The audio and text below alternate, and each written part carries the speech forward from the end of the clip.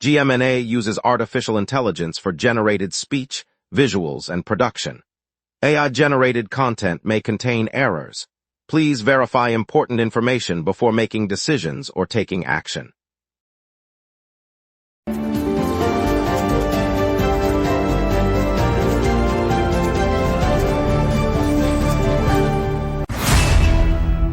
Good morning, Montreal.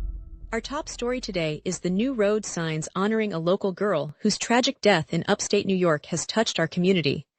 Traffic remains tight in the Louis-Hippolyte Lafontaine Tunnel, and tonight's Ariana Grande concert promises a lively downtown vibe. Over to you, Ryan. Forge secured a 3-1 win over Inter Toronto in CPL action, with Nana Ampama netting 2 goals, including the winner. The match concluded with Forge scoring 3 goals, while Inter Toronto managed a single goal. Final score 3-1. The victory keeps Forge unbeaten in their last 3 CPL matches, extending their winning streak to 2 consecutive games. All right, let's get into it. Today's headlines include the new road signs honoring the Montreal girl and the upcoming Pride security plans. Good morning, Montreal. Road signs honoring a 9-year-old Montreal girl were erected Monday in a small upstate New York town near the swamp where her body was discovered a year ago. Authorities say the child, identified only as Bridget Cruz, was found dead in July 2025, and police have charged her father with her murder. The town council approved the plaques after weeks of public input, and each sign reads, "In memory of Bridget Cruz, age 9. The new markers, placed at the road leading to the wetland, bear her name and a brief message of remembrance. Local officials said the tribute aims to acknowledge the tragedy and provide a place for families to reflect. The installation took place at 5:16 p.m. Eastern Daylight Time, following a community meeting last month. Police continue to investigate the case, and the father remains in custody awaiting trial. Organizers of the city's Pride Festival have announced a major security overhaul ahead of this summer's events, dedicating roughly 10% of the overall budget to heightened protection, police presence, and well-being services. The decision follows the fatal attack on a Pride parade in Berlin last month, which prompted officials worldwide to reassess safety protocols. In Montreal, the plan includes additional surveillance, on-site medical teams and coordinated response units along the parade route, as well as mental health resources for participants. The security blueprint developed jointly with the Service de Police de la Ville de Montreal and local LGBTQ+ groups extends to transit stations, nearby venues, and crowd control points, covering a schedule that runs from early August through early September. City police will work closely with event staff to monitor crowds and respond swiftly to any threats. Authorities stress that the presence aims to deter incidents while preserving the festival's spirit. An Olympic wrestling champion is set to step back onto the mat at Centre Pierre Charbonneau today, marking a half-century since his gold medal triumph in the 1976 Games. Anatoly Bykov, the Soviet wrestler who captured gold on home soil, will revisit the arena that hosted his historic bout, a rare appearance for the athlete who now lives quietly in the city. Organizers say the event will feature a brief exhibition match followed by a meet and greet, giving fans a chance to hear stories from the champion's storied career. Bykov's return underscores the lasting legacy of the 1976 Olympics, a milestone still celebrated by Montrealers. Tickets were limited and sold out quickly, reflecting the community's enthusiasm for the celebrated guest. The Centre Pierre Charbonneau, a venue known for hosting events and tournaments, will open its doors at noon for ceremony. Local officials will join Bykov to acknowledge his contribution to the city's Olympic heritage. Yesterday, Scouts Urbans opened a day camp that guides children 9 to 14 away from smartphones and onto paper maps across the island. Participants learn to read street grids, spot landmarks, and plot routes using traditional cartography. Organizers say the aim is to effectively boost confidence in navigating the city without digital aids. The program runs for a full day, featuring hands-on challenges that take kids to cafes, metro stations, and museums.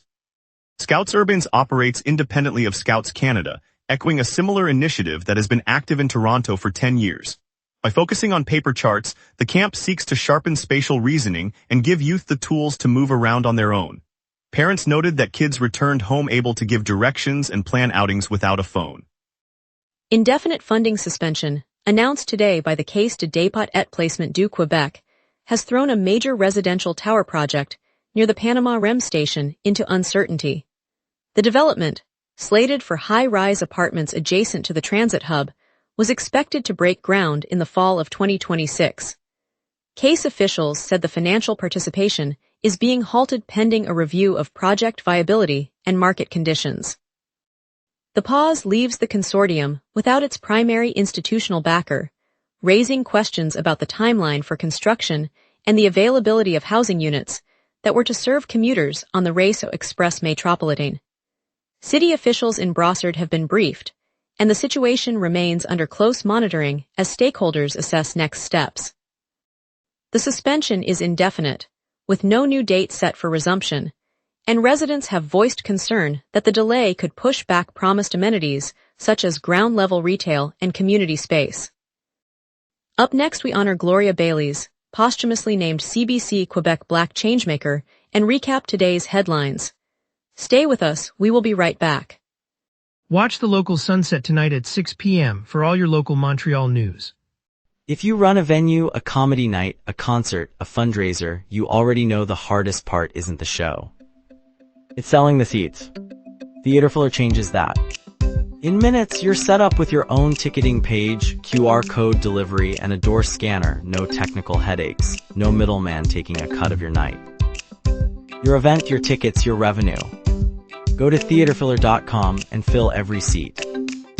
Welcome back. I hope you enjoyed the break. Up next, Ryan Mercer brings the latest local stories you need to start your day. CBC Quebec is set to honor the late civil rights advocate and nurse Gloria Bailey's with its posthumous Black Changemaker Award today.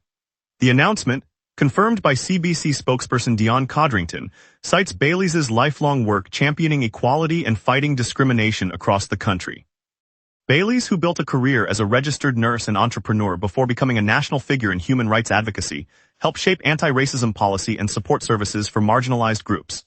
Her legacy includes founding one of Canada's first Black-owned health clinics and leading campaigns that influenced federal legislation.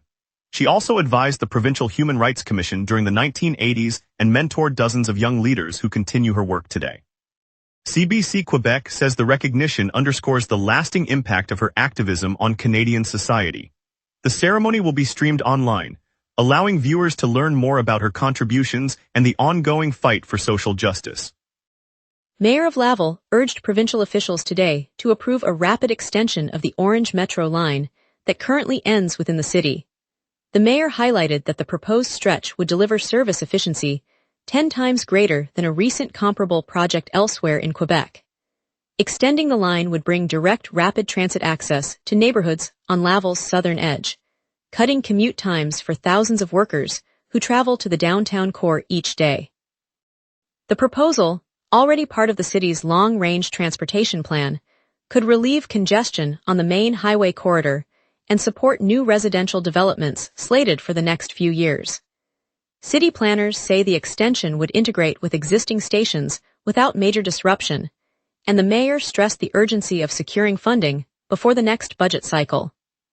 The province has confirmed that the long-awaited rebuild of the St. Pierre Highway interchange is moving out of the study phase and into full planning. After 12 years of reviews and consultations, officials say the next steps will focus on detailed designs, environmental assessments, and securing the contracts needed to start construction. The interchange, a key bottleneck for commuters heading downtown and toward the East End, has been a daily source of traffic delays for many families. With planning now underway, drivers can expect clearer timelines for when lane closures and detours might begin, though no start date for actual work has been set yet. The government says the project aims to improve flow and safety, which could shorten rush hour trips once the upgrades are completed. Neighborhood shops near the interchange may see temporary changes in traffic patterns, and residents are encouraged to stay informed through local updates. Yesterday, Radio-Canada Grand Montreal unveiled an interactive online map that pairs each Quebec region with a distinct musical piece. The tool lets users click on any area of the province and hear a melody that reflects that region's cultural heritage. From the rhythmic folk tunes of the Gaspé Peninsula to the vibrant pop beats of the Outaouais, the map creates a soundscape that tells the story of Quebec's diverse territories. Residents can explore the map on their phones or computers, turning a simple geography lesson into a personal soundtrack. The project aims to celebrate local identities through music, offering a fresh way to connect with the province's history while planning a weekend outing or simply winding down after work. The launch marks another step in using digital media to share Quebec's rich cultural fabric. Sean Farrell left the roster yesterday, signing with the Anaheim franchise for the upcoming season, while Sasha Pastujov announced his arrival in the city, joining the local club. Both athletes spent last year competing in the American League, and their moves mark a shift for fans. Farrell's transition to the West Coast means Montreal supporters will no longer see him on home turf, but his presence in Anaheim could draw attention from the city's baseball enthusiasts during spring training. Pastujov's relocation brings a fresh talent to the local lineup, offering families a new player to follow at the park and adding depth to the team's bench. The changes were confirmed during a press briefing on Monday evening, and tickets for the opening games featuring Pastujov are already selling briskly. Local vendors anticipate a boost in sales as crowds gather for the first home appearances. Let's get a look at your morning forecast with our weather team. A deepening low and a westerly jet set the stage for a humid, late-day drizzle.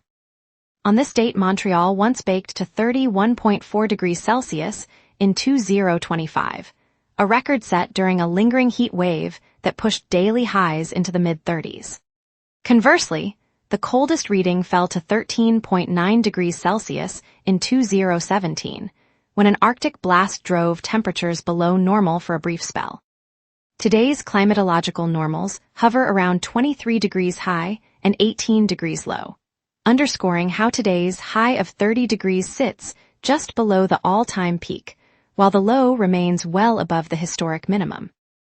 The live radar shows a band of moderate rain marching eastward across the St. Lawrence Valley, anchored by a core of heavier echoes moving from the west toward the city. At 7 am, the leading edge sits near Drummondville, advancing at roughly 15 kilometers per hour under the steering influence of the westerly jet. Expect the first drops to reach the island by about 4 p.m., with the most intense cells arriving near 10 p.m. before the system exits to the east. The map clears shortly after midnight, leaving a quiet night. Morning conditions are mainly clear with a low-pressure center drifting lower, keeping the atmosphere unsettled and the air feeling muggy as humidity sits at 98% and the dew point matches the temperature. A gentle easterly breeze at 3 kilometers per hour offers little relief, but the westerly jet at 42 kilometers per hour aloft injects modest lift, setting up a slow rise in clouds through the day. Temperatures climb from 22 degrees at 9 am to a peak of 30 degrees by mid-afternoon, then ease to 21 degrees as drizzle develops after 7 p.m. The wind will gust up to 23 kilometers per hour from the south in the evening, and the UV index reads 6. No weather alerts are active.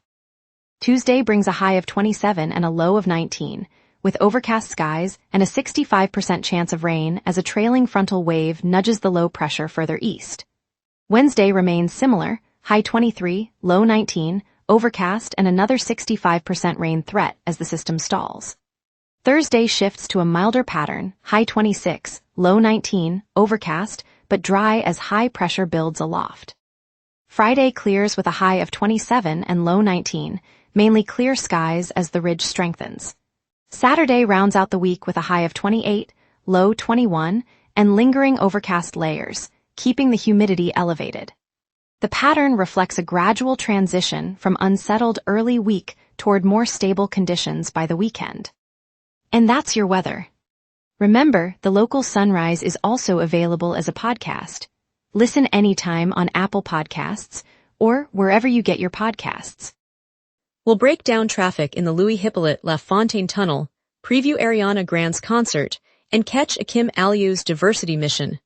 We will be right back. Watch the local sunset tonight at 6 p.m. for all your local Montreal news. The biggest holdup this morning is the Louis-Hippolyte Lafontaine Tunnel. Work crews are still in the tunnel between Longueuil and Montreal, keeping traffic to a crawl. Expect queues of at least 15 minutes at the tunnel entrances and a steady stream of brake lights as drivers merge onto the southbound lanes. If you can, consider using the Champlain Bridge or the Victoria Bridge to bypass the tunnel altogether. On the east side, a minor slowdown is reported on the service road that runs between Rue Tellier and Rue Notre Dame. The obstruction is limited to a short stretch, so the delay is only a few minutes, but drivers should stay alert for stopped vehicles. Transit is running on schedule, with no reported disruptions. Looking ahead, the tunnel work will continue through the afternoon, so plan for longer travel times if you're heading downtown later today. Ariana Grande lights up the Bell Center tonight, the pop powerhouse delivering a high-energy show that's the talk of the city. If you want chart-topping hits and spectacular production, this is the place to be. Classical fans can drift into the amphitheater Fern and Lindsay for a program that weaves Brahms, Mendelssohn, and fresh new works, a perfect mid-week cultural lift. It's a perfect pause for anyone craving timeless masters and fresh voices. Looking ahead, the Ashiga Music Festival kicks off this weekend on Park Jean-Drapeau, promising 3 days of indie and mainstream headliners that will shape the summer soundtrack. The lineup spans indie acts to global headliners, promising something for every fan.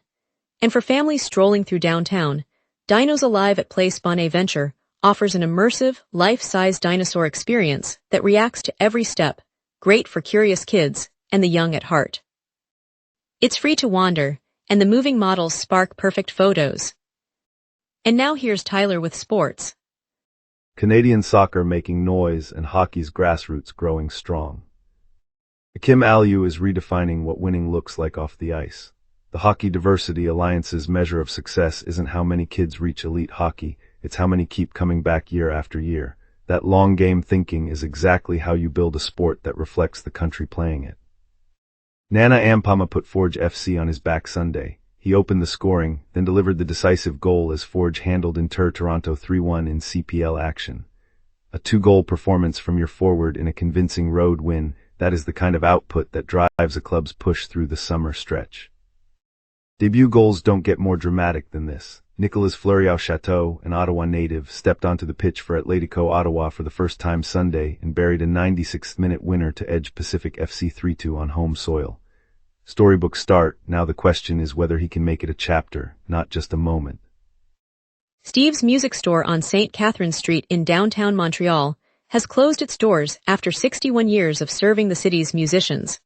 For generations, the shop offered everything from vintage guitars to drum kits, and its walls echoed with the chatter of budding artists and seasoned performers alike. The closure reflects the mounting financial pressures on independent retailers and the pull of online shopping. Neighbors mourn the loss of a place where a teenager could try a saxophone for the first time and a seasoned jazz trio could find rare sheet music. Steve's was more than a store. It was a gathering spot that helped shape Montreal's vibrant music scene, and its absence will be felt in every rehearsal room across the borough. Stay tuned for a look at Urban Scouts Day Camp, where kids learn to navigate our city streets with confidence and fun. Coming up tonight at 6, the local sunset. Your neighborhood, your city, your news.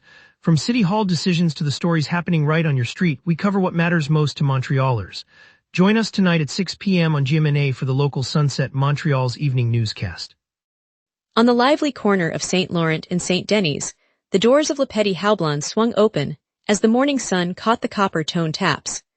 Owner Marie-Claude Tremblay greeted regulars with a grin, her hands still dusted with hop residue from the day's first brew. Neighbors gathered around the small wooden tables, the scent of fresh malt mingling with the aroma of croissants from the bakery next door. A local artist was finishing a mural of a maple leaf, spiraling into a glass of amber, each brushstroke echoing the city's love for craft and community. Even as the province's microbrewery count has slipped for the first time in 15 years, moments like this prove the spirit remains unshaken. Residents shared stories of first-time tastings, children clapped as a street musician played a gentle accordion, and a portion of the day's sales was pledged to a neighborhood garden project. The simple act of raising a glass together turned a market dip into a celebration of belonging. It's moments like these that remind us why Montreal's heart beats together.